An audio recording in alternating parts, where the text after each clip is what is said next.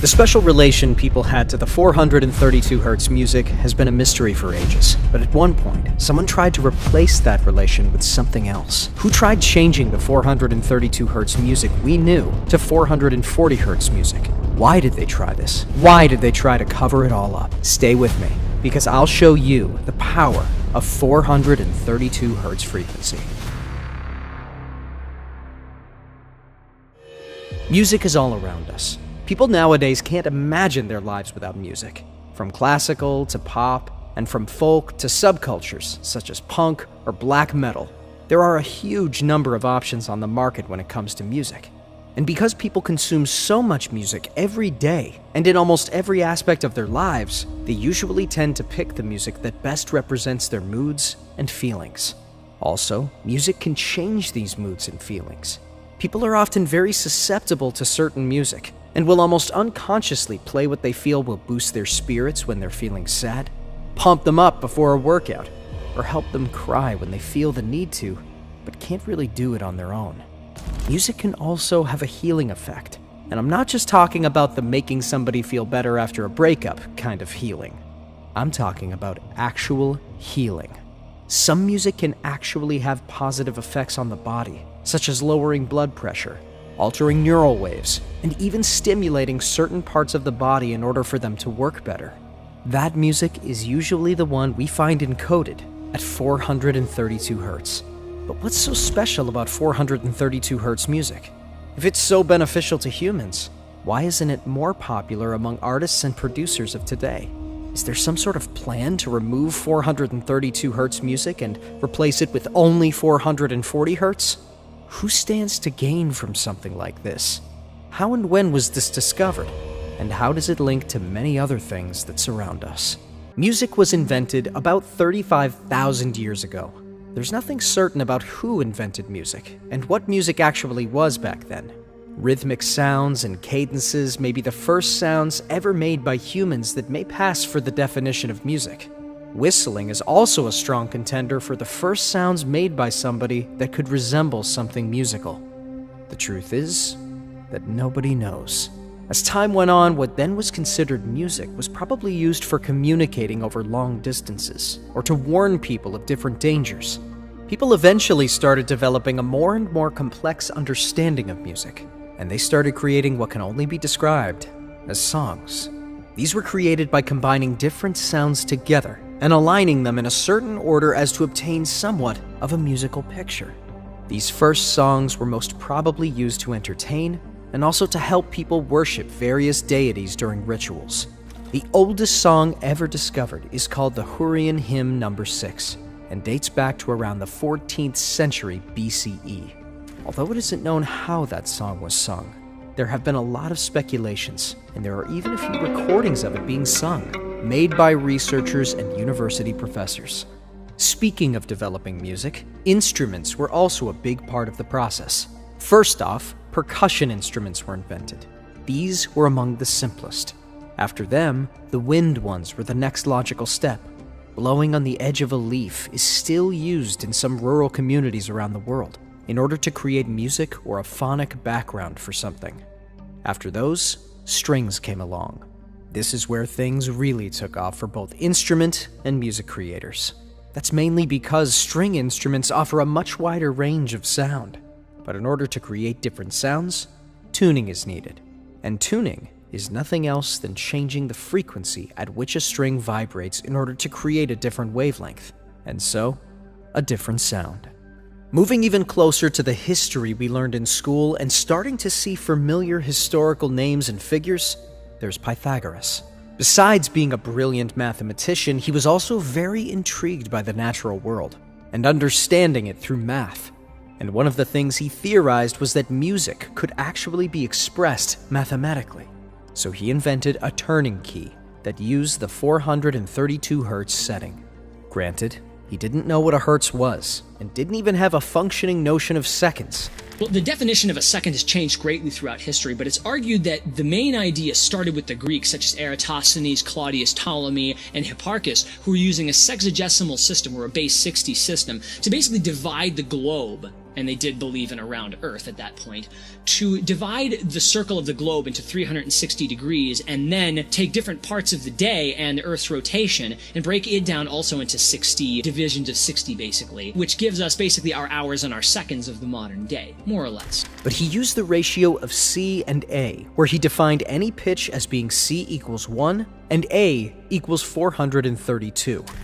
This means that, even without sophisticated measuring instruments, he managed to create a tuning system that was based on the 432 frequency. Another famous figure that used the 432 frequency was Giuseppe Fortunino Francesco Verdi, known for his operas Traviata, Rigoletto, and Aida. I'll just go through a little bit of a timeline here.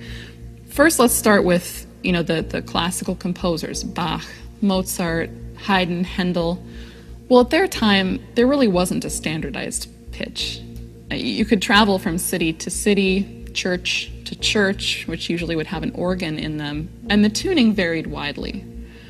But generally what's known is that the tuning that was used by these composers generally was much, much lower than what I played for you today as the modern pitch. So for example, both Handel and Mozart used a pitch which is actually even a little bit lower than the A432 that I played for you. Verdi asked for exactly this pitch of A432 as the natural scientific pitch. Verdi used the 432 tuning for practical reasons, rather than any other ones. That's because, as a composer, he saw that the pitch of A fluctuated greatly between 400 and 460 hertz. By this time, Hertz had proven that sound travels in waveform and was capable of measuring the frequency of these waves. So Verdi had some help in understanding how his music could be controlled and adjusted to his specific preferences. He did this with a number of his works in order to give them all the same feeling when being played in his home country of Italy as well as abroad. That's because many countries didn't use a standardized system for tuning their instruments at Verdi's time. France, for instance, used the 435 Hz frequency for their piano middle A.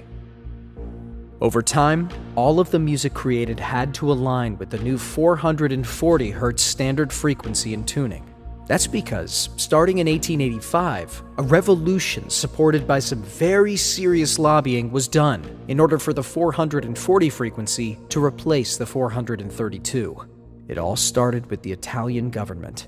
The Music Commission of this governing body in Italy decided to impose the rule that all orchestras and instruments in general to be tuned using a tuning fork that vibrated at the 440 Hz frequency. It isn't really known why this decision was taken. Some say in order to differentiate from the French, which was using the 432 Hz frequency. This way, Italian composers would gain a different sound than their French counterparts. Although unclear who was behind this decision, the USA followed soon after, through the Federation of American Musicians. They decided in 1917 to abandon any other tuning standard and adopt the 440 Hz one. This was a real blow for the 432 Hz supporters. More so, things got even worse when signatories from all over the world adopted the 440 Hz standard in 1939. It wasn't until 1939 that an international conference held in London recommended to use A440 as a compromise between the various tuning systems used at the time, some of which reached beyond 450 Hertz. In fact, the BBC required their orchestras to tune to A440 instead of A439 because 439 is a prime number, and that frequency was difficult to generate electronically with standard electronic clocks. And then again in 1953. That meant that all instruments had to be tuned using a mathematical ratio from the piano A, which was at 440 Hz. This ensured a standardization in what instruments, and consequentially music, sounded like, from Toronto to Tokyo. But not every musician is happy with this standard. That's because many believe that 440 is an unnatural frequency, arrived at randomly and without any scientific support. The 432 Hz frequency is more easily relatable. That's because it's derived from the 8 Hz frequency discovered by Otto Schumann and has been called the Schumann frequency, or Earth's frequency. It got that name because Schumann demonstrated that waves traveling from Earth to the ionosphere surrounding it do so at an 8 Hz frequency. So any multiple of that frequency, which 432 is for example, would be perfect for tuning any sound-emitting instrument.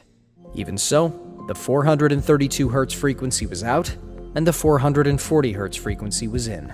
Some say that there was even some great interest from people such as Rockefeller in this replacement. Some sources suggest that his interest was linked to the way that people responded to music tuned to the 440 Hz frequency. He suggested that it made people more susceptible to outside stimuli by weakening the body and easier to control. A similar theory exists regarding the Nazis, who may have wanted to control their population by song music made at that frequency. Sure, some people may dismiss these theories as simple conspiracies meant to demonize certain people. But the fact that the 440 frequency has been the standard for tuning instruments and so has influenced the entire music industry for generations still remains. As stated earlier, the 432 Hz frequency has been around for a very long time and has been used by many prominent figures in history, from mathematicians to musicians from all ages and parts of the world. All have had some sort of connection to this frequency. But what links can be found beyond mathematics and music? Turns out that the number 432 is quite often found in the things that are around us, and has been used for a very long time in various ways, from ties with architecture, medicine, and even with astronomy. Some people may say that when you set out looking for evidence of something you believe of being true, you will always find what you're looking for, even if you have to bend the truth sometimes, or ignore other relevant evidence to the contrary. But this isn't the case. That's because there are a lot of scientists out there that have, over the years, proven that the number 432 is actually pretty important. That's because it has links to a lot of other important phenomena from around the world. It even appeared in sacred writings. For example, the Great Flood mentioned in the Bible has correspondence in other cultures as well. But the time period when it took place isn't the same. In some written accounts from Babylon, the flood took place some 432,000 years ago, from the point that they consider to be creation. For example, the Great Pyramid of Giza is a very interesting example of how the number 432 is linked to architecture. That's because the relation between the size of the Great Pyramid and that of the Earth is exactly a ratio of 1 to 43,200. We can go even deeper and explain that by multiplying that ratio with the height of the Great Pyramid and divide that number by the number of feet there are in a mile, which is 5,280, we will get 3,938.685. That number, although still 11 miles off, is pretty close for ancient Egyptians to the radius of the Earth, as measured between its poles. Also, by using the perimeter of the base of the pyramid and multiplying it with 43,200, and then dividing that result by 5,280, you will get the number 24,734.94 miles. That's just 170 miles short of the circumference of Earth. We can also see the number 432 in various forms popping up at Stonehenge. One such example is the fact that the structure consists of 60 stones arranged in a circle. If we are to divide 25,920, which is how long a Platonic year lasts, by 60, we will get 432. There are many more examples of how the number 432 appears in both earthly and unearthly places, from the length of Saturn's orbit to some frequencies detected coming from far out of space. Over time, people have tried a lot of things in order to heal themselves and others, from various plant-based remedies all the way to today's modern medical solutions. History is full of examples of healers and doctors coming up with various treatments to illnesses. Frequencies, in general, have had a major role in the life and loving of people over time. It's been proven that the soft purring of cats can improve the mood in people and even assist with healing. Music therapy is a very well-established method of healing different problems the human body may have. Usually, this is used on the nervous system. Music has been seen as the optimal solution for stress relief, calming an agitated mind, or even improving sleep patterns and neural pathways. But why is it so efficient? Everything around us, including our own bodies, is matter that vibrates at a certain frequency. So interfering with that frequency and making it higher or lower can improve your general well-being. That's how music therapy works. The sounds and tracks used in this type of therapy are used to create a general sense of happiness and well-being within the mind of the patient. This helps them relax and lower stress levels. It's been demonstrated that listening to certain music every day can improve things like decision-making. It can stimulate the production of serotonin and dopamine, and it can stimulate your bodily functions, regulating them in case they're blocked. In a word, music has a benefic effect over your whole energy. But what kind of music should you listen to in order to get this effect? This is where the 432 Hz music comes in again. Being a frequency that is much more related to the natural frequency of Earth itself, it's easier to listen to. Musicians and scientists have said for a long time that music at a 432 Hz frequency doesn't need to be turned up that much, having a more natural feel to it than music at 440 Hz. Because of this, it can be listened to by almost anyone, regardless of age. So it can be used for children or younger people to help regulate their sleep or lower their stress levels. It can also be used in older people that have a high blood pressure. Studies have shown that listening to this kind of music will help reduce blood pressure, improve circulation in your body, and reduce the risk of a stress-based heart attack. A documentary available on YouTube states that numerous studies on whether 432 Hz is better than 440 Hz have been conducted. 4 studies in particular were conducted by Italian researchers. A study by the University of Florence in Italy on the influences of 432 Hz music on the perception of anxiety during endodontic treatment, a randomized controlled clinical trial, 2016, concluded material reduction in anxiety in the group that listened to 432 Hz music compared to the group that did not.